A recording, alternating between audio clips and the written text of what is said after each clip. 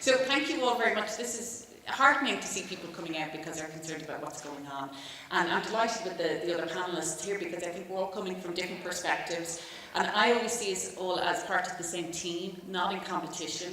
I'm the only person here, I think, who's representing media that's maybe on the public media spectrum. And I'm going to talk about the nuance of what's different from community media and public media, because it's not just semantics, even though some larger public media entities often use the term community. There really is a difference in what that means in terms of the news specifically. So I'm the news director at KGNU, and we've been in Boulder. We started in Boulder 41 years ago. We expanded to Denver, so at that point we have a studio as well as a signal in Denver. We also broadcast in Fort Collins. And we have a very small staff considering the amount of content that is produced, both music and news. I'm the only paid person in the news department. I rely on volunteers and producers and interns. Many of those volunteers are professional journalists who maybe aren't working in journalism anymore, maybe some of them are, and do double jobs, and just, you know, for the love of radio, for the love of a community institution, give a lot of their time to us as well. So when I say volunteer, that doesn't mean that they're not bringing, you know, a level of professionalism as well. But really what it means to be a community media entity in terms of news is, I mean, we try to have the community voices right at the heart of what we do. And I'm talking really about local news coverage here, because we have a mission, and the mission is to really be an outlet and a platform for the underrepresented views and perspectives and the communities that are often not represented in mainstream media but are often excluded and don't have their stories told. So we try to kind of flip the narrative and try to flip the model of traditional media by inviting them to come in and be part of the media production process.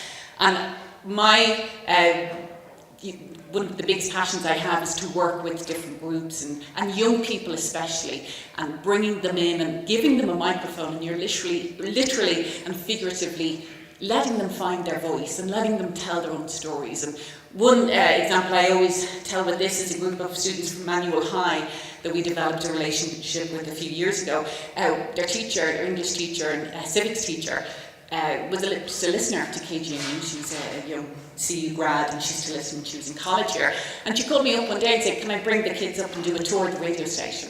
And it started as that, and then what that developed into was them writing their own personal stories about their own life experience, which is something that probably most people in this room couldn't even imagine, what, you know, some of the various things they had to do. And then we worked together to have them record that, and then we broadcast that. Now I know that's not traditional news reporting, but that was bringing community voices from a community that does not have their stories told, and actually spoke to me about examples of having their own stories misrepresented when there were the discussions about whether Manual High should be shut down or should be reorganised and what's happening with these kids. And so to be able to provide a space for those voices, I think is a really powerful thing. So I think it's very important that as we talk about the future of media, we always want to make sure that we have spaces for those voices that have traditionally been not just ignored, but actually actively excluded, and to invite them in, because the perspectives that you hear, you're not going to get from, you know, reporters who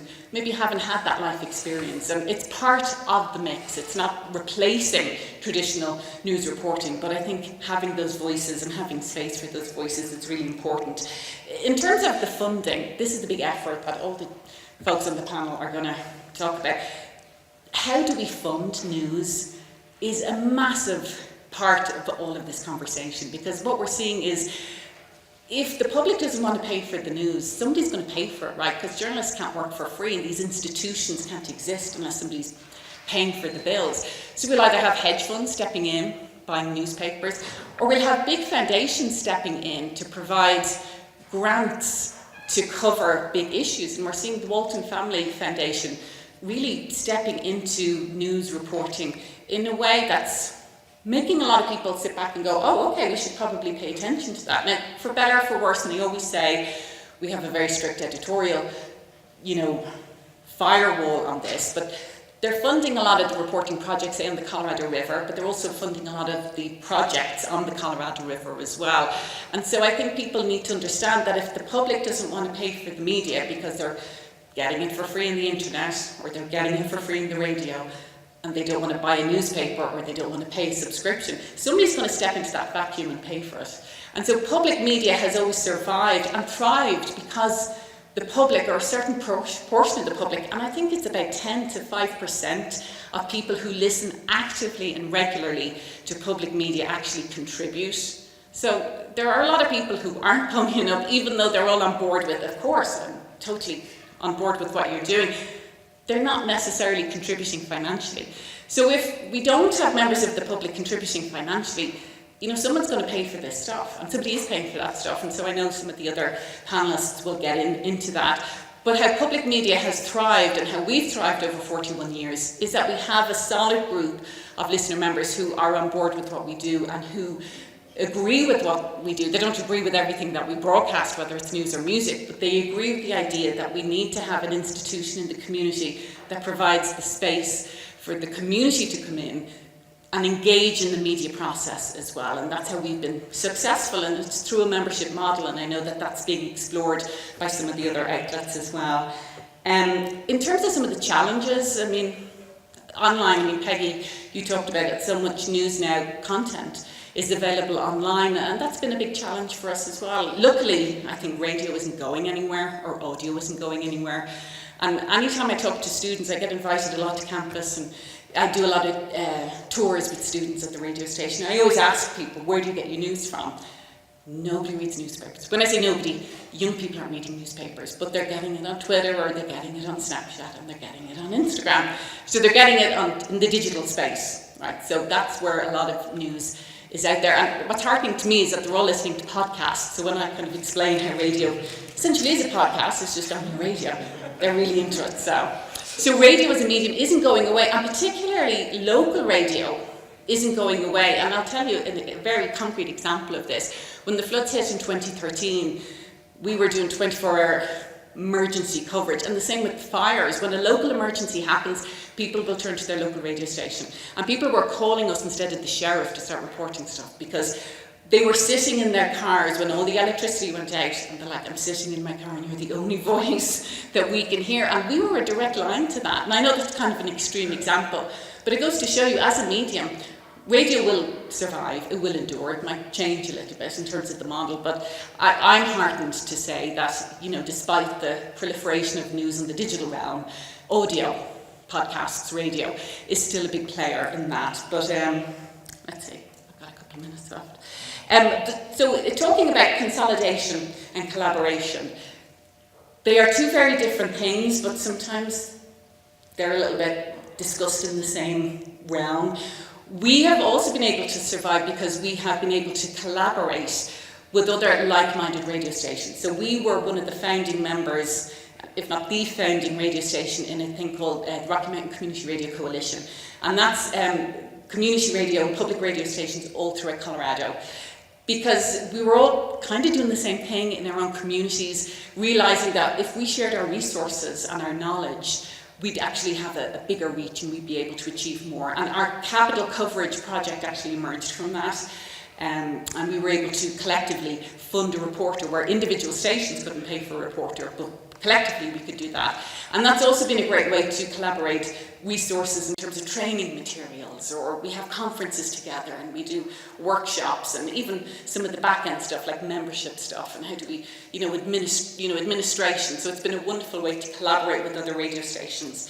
But we're also seeing then sometimes collaboration veers into consolidation, and sometimes then smaller entities can get taken over in the face of collaboration. It kind of becomes part of a bigger entity. Nobody here from Colorado Public Radio, but they recently took over the Denverite, which was a great, and still is, fantastic little online, hyperlocal online newspaper around Denver. So that's now part of Colorado Public Radio. I think that's actually probably very beneficial for the Denverite. There's a lot of discussion happening behind the scenes. Well, what does that mean if we have an entity that then is taken over by a bigger entity? What does that mean? So I think it's worthwhile for people who aren't involved in the media industry to pay attention to all of those things. So when you see a news release that, say, the Walton Family Foundation has set up a news desk here at CU, which they have done, and they're going to be doing a lot of water coverage in the Colorado River, that's something to pay attention to, because that's part of the dynamics of who's funding the media. And when you see entities taken over or consolidate into other entities, you know, I think it's always good to critically think about, well, what does that mean then going forward? And this goes back to my starting point, which I will finish on, is like when we're having these conversations, and not all consolidation is bad. Like I said, sometimes the smaller entity will benefit, as long as those marginalised voices don't get further marginalised in that process. That to me is critical, to continue to make a space for those voices, those perspectives and those communities who are silenced in society, let alone in media. And so that's why we're always staking our claim to be that place for that. And so I think that's it. Thanks.